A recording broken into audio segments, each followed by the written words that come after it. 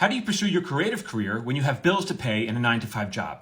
So I've made several videos about this. Poke around, you'll find them. If you want me to email them to you for free, get on my free newsletter. At some point, you'll get them. So rather than repeat myself, I thought I'd use this question as an opportunity to talk about something I've never spoken before on this channel, which is exactly how I got here today.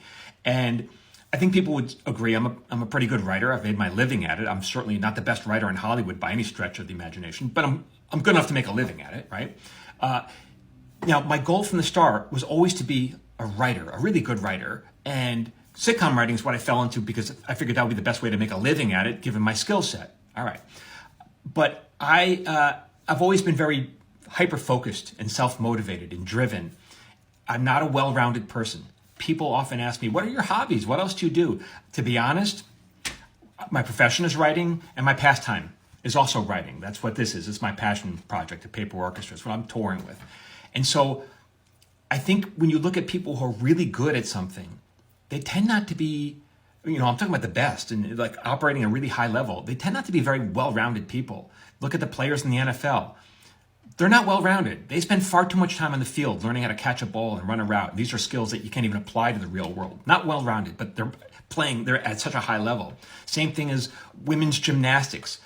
Those kids, those young women are not well-rounded. They are stuck on that mat for hours for their entire lives. But that's how they get to be great. When you look at that lunatic on social media, the guy who does parkour, who jumps off buildings and lands on the snouts of alligators, that guy's not well-rounded. But that's how he got to be where he is.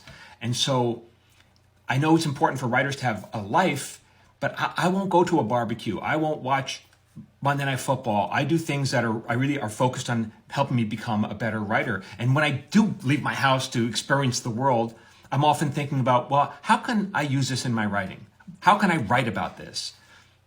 And this has been my life's work, to be honest. It's like, that's how you get to become a really good writer. So, I'd ask yourself this question, are you doing the same? Are you drinking with the guys on Thursday night? How are you spending your time? Are you playing golf? I don't know. Maybe you want to be a well-rounded person, but if you want to be really great at something, unfortunately, I think it's one or the other. Are you well-rounded or laser-focused? You can't have both. And so you say, how do you pursue your career? Honestly, I wasn't even pursuing my career in the beginning. You should be pursuing your art, your craft.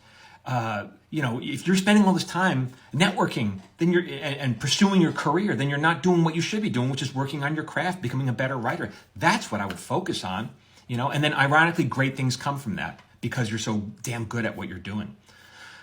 Good luck though. For more, keep following me here at Michael Jamin Writer.